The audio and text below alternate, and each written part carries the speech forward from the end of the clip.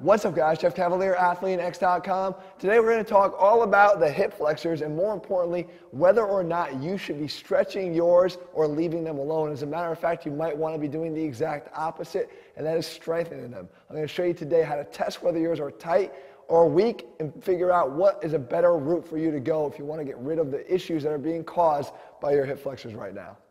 All right, the first thing that needs to be cleared up though is a little bit of anatomy, and not to bore you, but it's really important here is that when we talk about the hip flexors, it's not a single muscle group. There's actually 5 muscles that are responsible for flexing the hip. 3 of them, the TFL, the rectus femoris, which is one of the quad muscles, and the sartorius, which is one of more of a groin muscle, they all attach at the level of the hip to the iliac crest. So they can only really flex the hip up to the level of the hip.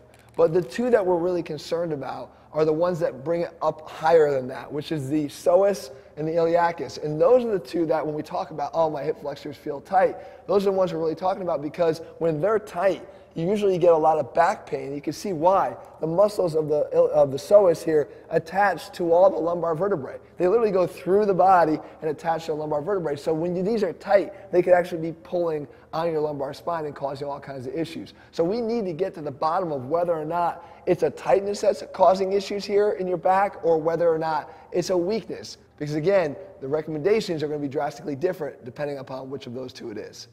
All right, so let's start off by testing the flexibility in the hip because we want to make sure that there is a tightness here before you start going ahead and stretching it. Because a lot of times what we're really hiding is more of a weakness instead of a tightness. But we can do that very easily with a quick test. You sit at the edge of a bench here, so it's about mid-thigh, okay, and then you're going to lay back, pull both knees up, and then drop one down.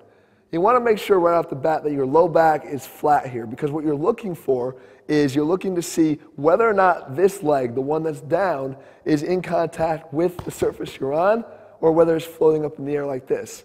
Okay, and the second thing you want to look for is whether or not the knee itself is capable of bending and really ideally down to about 80 or 90 degrees. Or is it more extended like this? Or it could be a combination of both. Because what we want to determine now is if we are in some position here where it's off the surface here and we have the inability to get our knee fully bent, we know we have some tightnesses. Okay, but is it a quad tightness, the rectus femoris that we talked about, or is it more of an actual hip flexor? So what you would do is with the knee, let's say floating in this position, you would ask the person, or you would do it yourself, where you just straighten out the knee. If by straightening the knee, the leg goes down fully in contact with the surface here, that means that you have more of a quad tightness or a rectus tightness.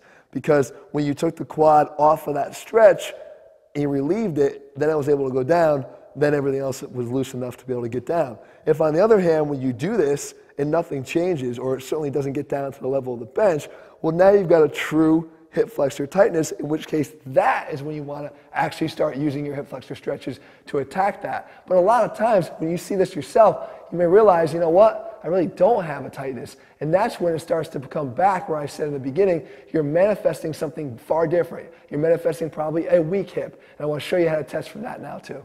Okay, so let's say you did not have a tightness, but you still feel that there's something off in your hip. It's what's causing you to really always want to stretch it. And by the way, if when you stretch it, you tend to get a little bit of temporary relief, but then an hour later things are actually worse than they were before, then you're likely dealing even more with what we're going to talk about right now, and that is a weak hip flexor that all you're doing is stretching it and making it worse. So you want to do is you want to have a way to test that on you, and we can do that very simply. You take a box, any surface that allows your knee to be higher than your hip when you put your foot on it, okay? And then what we want to do from here is lift off of that surface. Okay, so stand upright. Put your hands up behind your head so you can't cheat. We don't want to be leaning towards it. We don't want to be bringing our chest to the knee. We want to be able to bring our knee up to our chest. Okay, and see if you can hold it up here for 15 seconds. So lift off of that surface so that your hip is as high as you can flex it actively. And then from here, see if you can hold it. If you start to get a cramp in the outside of your hip, which would be in the tensor area here, that's a good indication that you have a weakness in this muscle group here because it's asking for help from another muscle down below that isn't really equipped to do what you're asking it to do, which is flex above 90 degrees. If you remember back to the anatomy we showed earlier, the ones that attach at the level of the hip are good at flexing you to that level, but they're not so good at flexing you above. So by putting ourselves in this position here where our knee's already above 90 degrees, now the only thing we can do is use either that iliacus or the psoas to try to get us up here. And that's where you're going to find a good weakness if it exists. The other thing we could do is, we don't have to use this at all. We could just stand right here and pull the leg as high as we can, right? And then dynamically let it go. And if when we let it go, I can't keep it here in this position like that. If it drops and it catches, guess where? At 90 degrees, well, that's the level at which it got a little bit of assistance from those other three muscles that are helping out at that level. But I don't have the strength to be able to take it up at the above 90 position and hold it up above 90. So that would be a good indication. If you hold it here and you drop it and you can't hold it, you can't stop the leg until it gets to the level of 90. So let's say that's the case. What would you do? Well, that's an instance where the test becomes the exercise. You could actually go back in this position here and you do leg lifts right from here. So I'm in this position, I'm above 90, I want to strengthen the hip flexors, I put my arms up behind my head and I do leg lifts in that position, right? And I try to do that and hold that either for time or for reps. I could also take it up a notch by taking a band, anchoring it down to something low here, wrapping it around the foot this way, and then now I've got a resisted lift here to add even more strength as our hip flexors begin to start getting stronger. But the key is this, guys. You want to find out right from the bat, and you're going to test both sides, do you actually have a hip flexor tightness? Because if you don't, and you stretch it, you're going to make your problems worse. If you're having back pain during ab exercises, you're going to make that back pain worse. If you're having just tightness and a general feeling of something that is off in the hip, that's going to get worse if you keep doing that.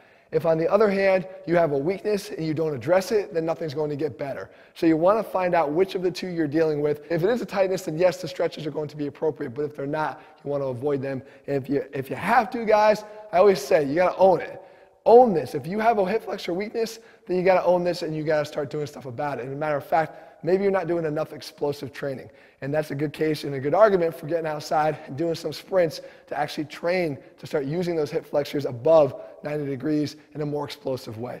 If you're looking for a training program, guys, that puts it all out there and puts it all together so we overlook nothing in our training, that's what ATHLEAN-X is all about. You can get our ATHLEAN-X training system over at ATHLEAN-X.com. In the meantime, I hope you found the video helpful. Make sure you leave your comments and thumbs up below. Let me know what you want me to cover, and I'll do my best to do that for you. As you can see or hear, the voice is still not back, but that does not stop me from bringing the goods here to you guys each and every week here with our videos. So pardon me for the voice, but I hope you got some good information from this. All right, guys, I'll see you soon.